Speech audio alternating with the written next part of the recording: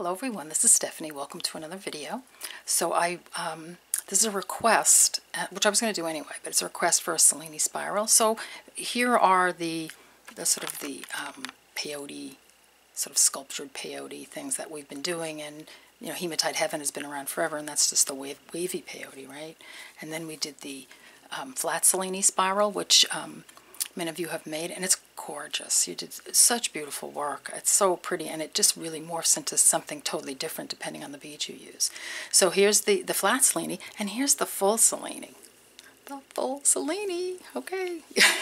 So I made a necklace out of this one, and I'm using Hematite Heaven pattern for all my sort of peyote spiral things, because it's kind of nice to see what a you know, how it looks in different stitches. So you get a real idea of the difference between the spiral and the flat spiral and the, you know, the sort of peyote wave. So it makes a really beautiful necklace. I'm going to pull these away, and I'm just going to show you the necklace real quick. This is, again, the Hematite Heaven pattern, and I used a toggle clasp that I just had. And in order to get it to really wrap around the neck nicely, because it is a pretty wide spiral here and it sits away from the neck, I sort of, you know, I went down on my bead sizes so that it would taper down to where it would be comfortable on the back of the neck. Now you can do that. I've seen many spirals, as I'm sure you have, on Pinterest and just on you know, beading websites, etc. And there are many ways that you can taper down the ends. You can taper down your spiral, which I tried. I took the 3mm hematite beads out, but I just didn't like the way it looked, because this is such a, you know, it's such a contrast in colors here that I just like the whole thing being this sort of medium-sized spiral around my neck. And then just for comfort, I have these beads, and this is a 10mm, an 8mm, and a 6mm, and then there are some little onyx beads to even bring it down further. And it sits on the, so it sits on the back of your neck nicely. It's not popping up on your shoulders, sort of. You know, it sits nicely. And the way I ended it is I bought some. I saw many ways to end these, because this is my first one. So you can end it in many ways. You can put bead cones on it, and I should have put them out, but I have many bead cones that I ordered to end it, and I didn't really like the way the cone looked on this one. I don't know why. They look beautiful in pictures that I see, but I didn't like the cone, so I thought it just broke it up too much. So I ended up just doing, sort of dropping all the colors except the black and making a peyote, little peyote cup. So you see how that sort of cups in there, like that? Neat. A million ways to end this. And what I did also is, just as you can see here, I did a wire. It's all hanging on this, you know, I snaked a wire through at the end because it's heavy, and I thought, well, maybe it needs a wire for the clasp, you know, in order for it to stay nicely. So it was just a try. I mean, I'm always trying new things. So this, I will show you how to make this on another video. I just want to get you started on the Cellini spiral so that you can, I know that many of you are waiting for this tutorial to go up, because it can be confusing. Believe me, I've done it like 10 times and messed it up so many times. I'm just trying to make the video. Okay, so let's get a materials list starting, and we'll get it all done, but it will probably be in a few separate videos. All right, so what we're going to do is we're going to use these colors, and I'm going to pull the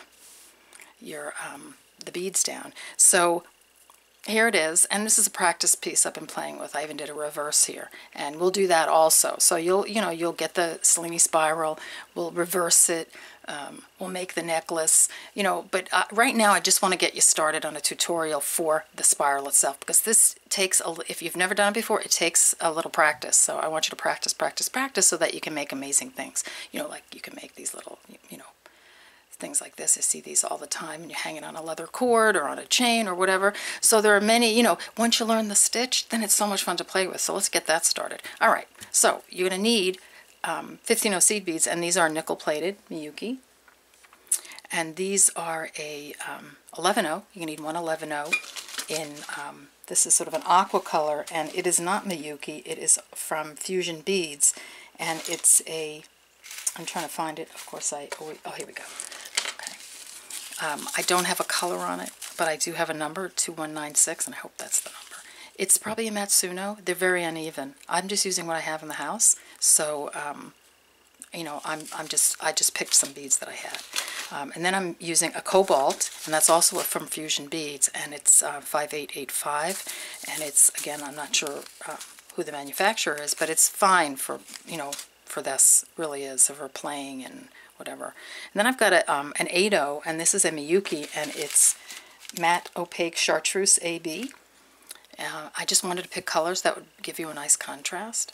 Okay, and then here's a Turquoise 6-0. This is Miyuki, and it's Opaque Turquoise. All right, so you'll need these beads, a 15-0, two 11-0s, an 8-0, and a 6-0. In these colors or any color you like. I've got a little stop bead here. I'm going to use a size 11 beading needle, which I didn't put out, but I'm going to, okay, here we go. So here's a, okay, size 11 beading needle, and I'm using 6-pound Fireline.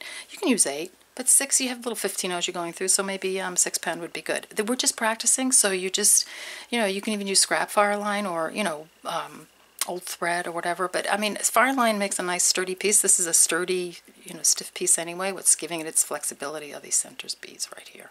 All right, so without further ado, gather up your goodies, and we'll get started learning to make a Cellini spiral. See you in a minute. Okay, so we're back, and I've lined my beads up on the side here just because it's easier for me to stay in frame if I don't have the beads up at the top. So I'm going to show you what you're going to put on your needle.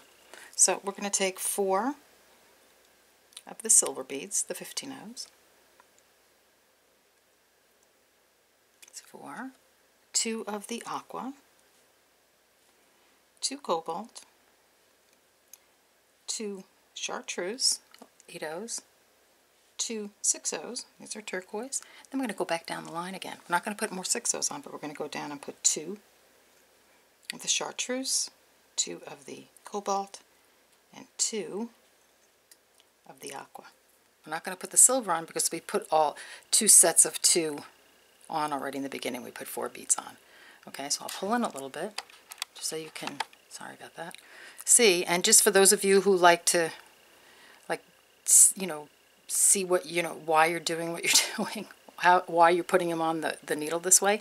See that's it right there. That's your spiral. There's the center blue, and then the Chartreuse, then the Cobalt, then the Aqua, and the silver is right there. So this is it. So that's why this is how you're putting them on the needle. All right. Okay. Let's bring those down like so. And we're going to wrap it around into a circle. Don't knot it, just put your needle through the first 2 silver beads. And I'm going to pull them pretty tight for this so you can, I'm going to try and get my beads over here so you can see what I'm picking up. Okay, go through your first 2 beads to form a circle, just like that. See? If you're new at this, you can push your stop bead up to hold it as a circle, hold it in your fingers. It's going to be a little clumsy at first, but it will get, once you get the first few rows are the hardest, most difficult to tell whether you're putting on the right beads, but once you get that down, it's really easy after that. Okay, so we're going to do peyote, and the rule for Cellini spiral, just doing the spiral, is the bead that you're going to put on is the bead that your thread is coming out of. So if you see here, I have my thread is coming out of one of these silver 15-0 beads. So I'm going to pick up a silver. Then I'm going to do peyote. I'm going to skip the next silver, and I'm going to go through that following silver. Okay, just like so. I'm coming out of a silver, so I'm going to pick up a silver because that's the bead my thread is coming out of. It's a silver bead. Pick up a silver, skip the next bead, go through the next, which is an Aqua. Okay, I'm just going to pull that over a little bit. Coming out of an Aqua, I'm going to pick up an Aqua. Skip the next bead, which is a Cobalt, go through the next bead, which is a Cobalt. Okay, just like that. Coming out of a Cobalt, pick up a Cobalt, skip the next bead, which is a Chartreuse 8-0, go through the next Chartreuse 8-0. Okay, so you're already getting a little slant there. Coming out of a chartreuse, pick up a chartreuse, skip the first 6-0, go through the next 6-0. Just like so. Coming out of a 6-0, pick up a 6-0, skip the next bead, which is a chartreuse, go through the second chartreuse of that group. Okay, coming out of a chartreuse, pick up a chartreuse, skip the next bead, which is a cobalt, go through the next cobalt. You're coming out of a cobalt, so pick up a cobalt. Skip the next bead, which is an aqua, go through the next bead, which is the second aqua. Okay, now I'm going to pull my stop bead down a little bit, just so you can see what I'm doing. So now we're going to do our step up. So I'm going to pull in even closer for the step up. Okay, so we're coming out of an aqua, pick up an aqua. So what you're going to do is you're going to skip the first silver bead. That's the one right next to the aqua right there. See that? And you're going to go through the next silver, and then the silver on the diagonal right there. See that? You've skipped that one silver, and you went through the next silver, and then the one that was directly a diagonal. You can't go up any other beads, so you'll see that. Now you're ready to put on some more beads. Okay, so I'm going to pull out a teeny bit. Oops. So pick up a silver, because you're coming out of a silver. And now you're going to go through the beads that are sticking out, just like regular peyote. Sticking out, the silver is sticking out, put on silver. Go through that silver. You're coming out of a silver, go through the next sticking out bead, which is an aqua. Your fuzz going on there. Coming out of an aqua, pick up an aqua, go through the next sticking out bead, which is a cobalt. Like that. Coming out of a cobalt, pick up a cobalt, go through the next sticking out bead, which is a chartreuse. Coming out of a chartreuse, pick up a chartreuse. Go through the next sticking out bead, which is going to be this one here. Now this will start sticking up. I'm keeping it flat, and it's kind of hard to see it on camera because the camera's straight down, but the next sticking out bead is going to be this one. You'll see it when you're holding it. So if I pull these together, you see how I'm starting to curve? And that's just what you want. And you'll see the sticking out beads coming out of a 6-0. Go through the next sticking out bead, which is this chartreuse bead. So now that I'm curved, you can see more where the sticking out beads are. See that? And you will see that when you, as I said, when you're holding the piece. Coming out of a chartreuse, go through the next sticking out bead, which is a cobalt. Coming out of a cobalt, pick up a cobalt. Go through the next sticking out bead, which is an aqua.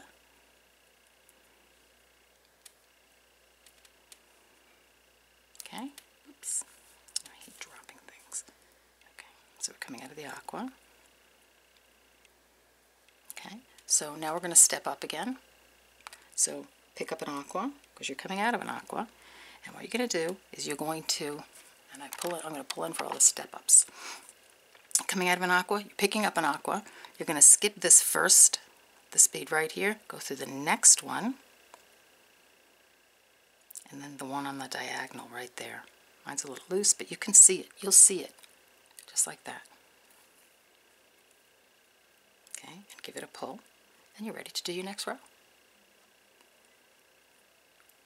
Okay. So there's one other thing that you can use, and I'm going to just pull out a teeny bit so you can see what I'm doing here. So if you want, you can put this on a pencil. So here's a pencil. It does stretch it out a bit, so you want to get something thin, maybe even a knitting needle, probably a 6mm or something.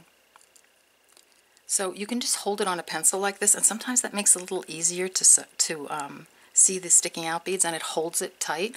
So I'll do a row with you on the pencil, but what I'm going to do is I'll do a couple of rows and I'll do them silently.